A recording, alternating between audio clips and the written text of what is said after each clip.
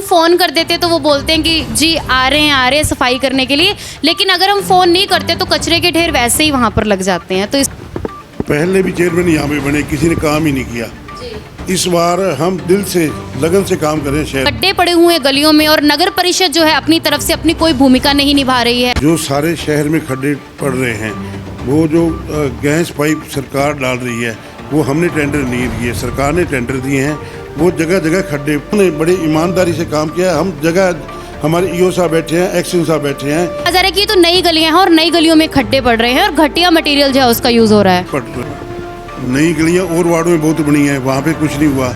जो gas pipe, कुछ maximum कारण मैंने ये देखा है कि पर्सनल लोगों के, एक तो पब्लिक हेल्थ की ने जो सीवर डाल रखे हैं, उनकी कुछ पुरानी पाइप हैं जो नीचे हैं, इन्होंने नया डाल दिया, वो ऊपर है पाइप। 5-4 इंच हम पत्थर डालते और ऊपर टाइल लगती है। गली तो 10-10, 15-15 फुट नीचे भी गड्ढे मिले हमें। प्रोसेस अडॉप्ट कर रहे हैं पशु पकड़ने के लिए, क्योंकि जब हमारे सफाई कर्मचारी पकड़ने जाते हैं वो एक्सपर्ट नहीं है इसमें, तो उनको चोट लगने का भी डर है, किसी का हादसा भी हो सकता है। आज से पहले कभी टेंडर हुआ नहीं है, तो क्या ऐसी आवश्यकता पड़ गई कि इस बार जो टेंडर है वही मंजूर करवाया जाए? क्यों इसलिए आवश्यकता पड़ गई कि टाइम, समय बदलता जा रहा है। ये नहीं कि जो पुराने तरीके थे उसी तरीके से होएगा, भरेंगे ही। पशु जो लेके जाएंगे, लेबर वाले होंगे, मजदूर होंगे, चाहे 100 रुपये पशु, चाहे 200 रुपये, चाहे 50 रुपये पशु, जो भी टेंडर होगा ठेका उनका होगा। कि नगर परिषद केवल टेंडर लेने का जो है वो काम करती है जिसमें उन्हें अपना फ़ायदा हो, लेकिन नगर परिषद का फ़र्ज़ लोगों की जान को बचाने का भी बनता है। ले लेंगे। पहली बात तो रेलवे जो डिग्गी हैं वो रेलवे के परिसर में है, डिपार्ट उनकी बाउंड्री में है। अगर उनकी वहाँ पे दीवार गिरी है तो रेलवे को ही उस पर केयर करना चाहिए, इसमें नगर परिषद का कोई रोल ही नहीं है। परिषद जो है ये बर्बादी कर रही है शहर के पैसे की, और या फिर सरकार की तरफ से कोई भी अगर शहर वासियों की सुविधा के लिए कोई पैसा आ रहा है। जल शक्ति अभियान के तहत टारगेट दिया गया था पानी की निकासी, और ये लोइंग एरिया है सबसे ज़्यादा, जिनको जो शहरवासी कह रहे हैं ये अब रोड पे तो पिट बनेंगे नहीं, जहाँ पे रास्ता तो ना बंद करेंगे हम। और दूसरी बात रही वहाँ आवश्यकता नहीं है, वो उस पर भी हम प्रस्तावित है हमारा, उस पर भी बोरवेल लगाएंगे।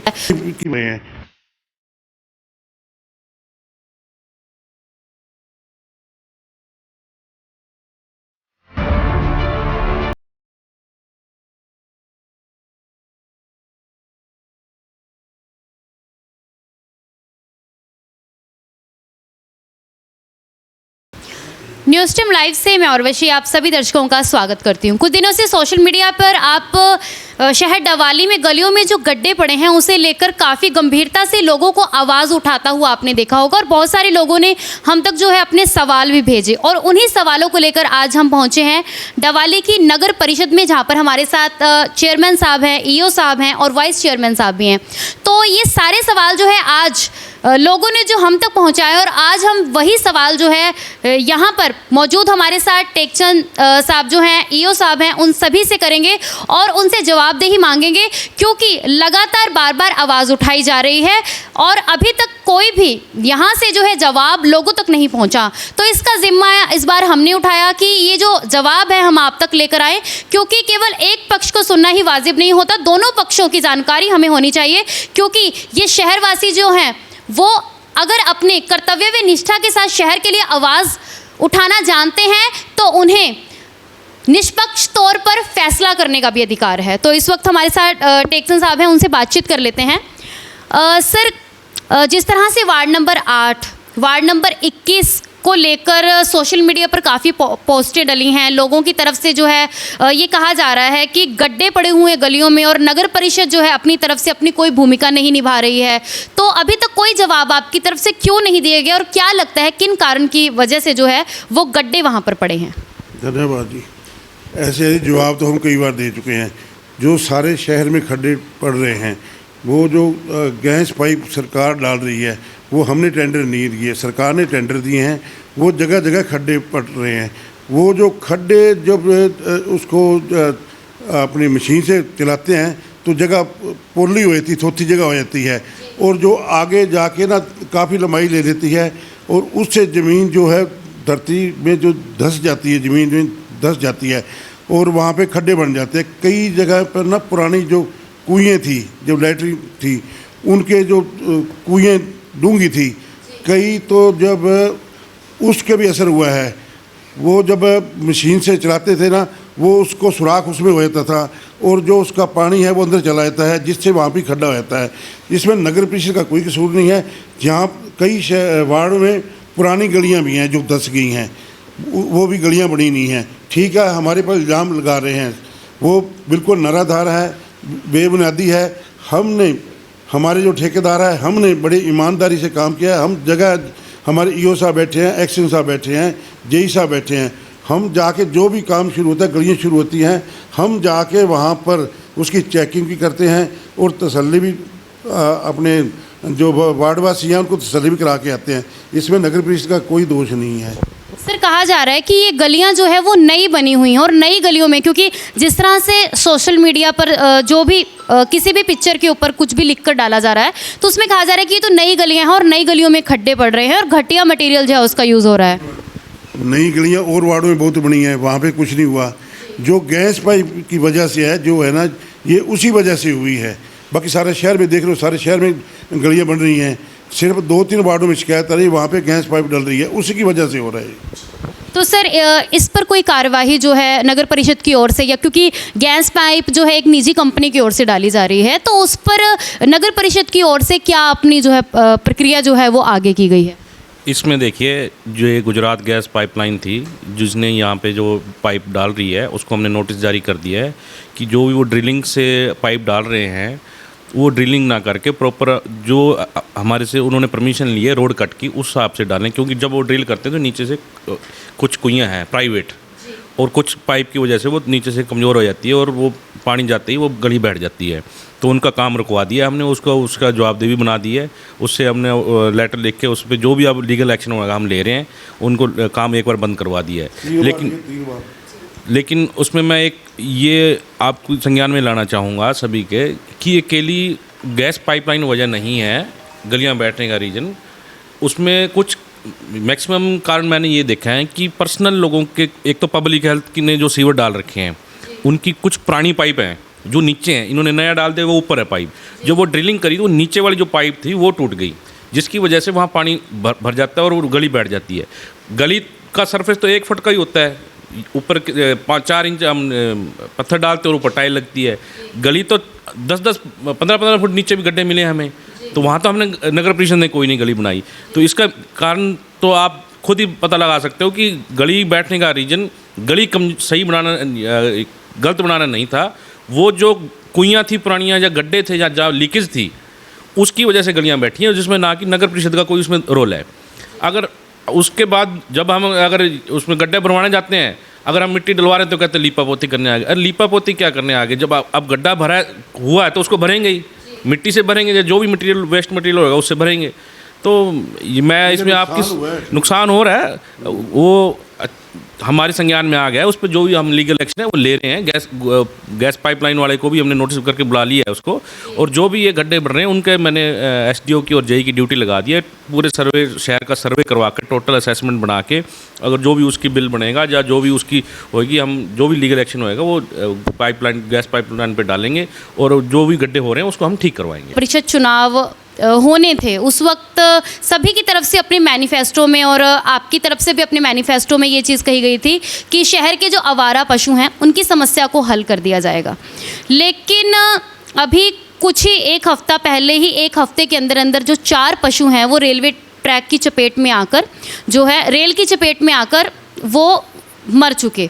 और लोग यही कह रहे हैं कि उससे पहले तो मैनिफेस्टो में वायदे किए गए थे, लेकिन अब जो है उनका कोई भी वाली वारिस नहीं है पशुओं का। और जब हमने नंदीशाला से इस को लेकर सवाल किया तो उनका यही कहना था कि पहले जो ये काम पशुओं को नंदीशाला पहुंचाने का काम नगर परिषद किया करती थी, लेकिन अब वो ये काम नहीं कर रही है। तो क्या कारण है, और इस समस्या से निपटने के लिए आपकी तरफ से क्या जो है आगे कार्रवाई की जाएगी? जो आवारा पशु हैं वो सबसे बड़ी समस्या क्या है उसकी समस्या ये है, हमारा बिल्कुल पंजाब बॉर्डर है, वहाँ पे मंडी लगती है, वहाँ से मंडी से पशु आ रहे हैं। हम जितने पशु छोड़ के आते हैं हमारे सफाई कर्मचारियों द्वारा, तो वो जितने हम छोड़ के आते हैं उससे दुगने पंजाब से आ रहे हैं।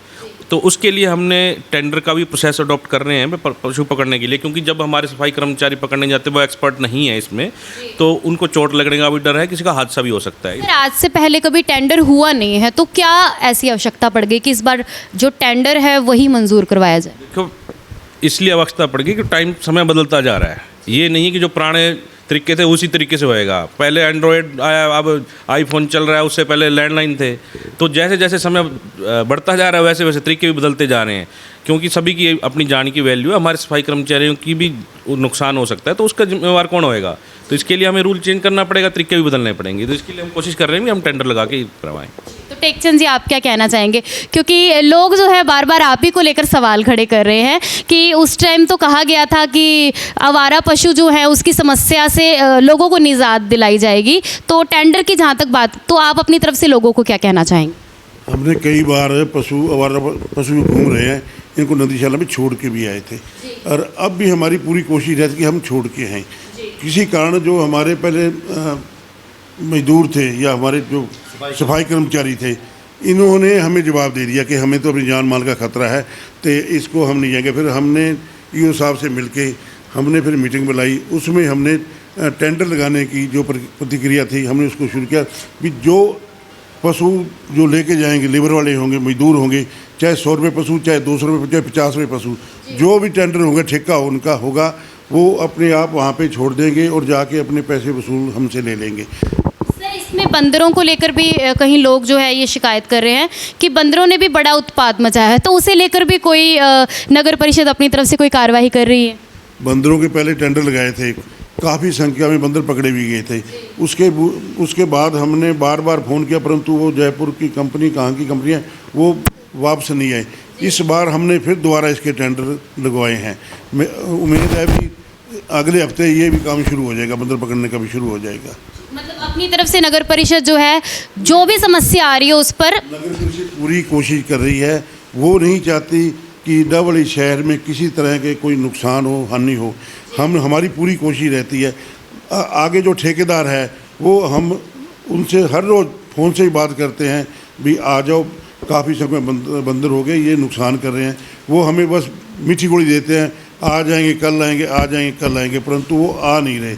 इसी वजह से हमको दोबारा इसका टेंडर लगाना पड़ा। सबमिशन देना चाहूँगा इसमें क्या है बंदर पकड़ने में, क्योंकि ये देखो बंदर जो है हिंदू धर्म से जुड़ा हुआ है।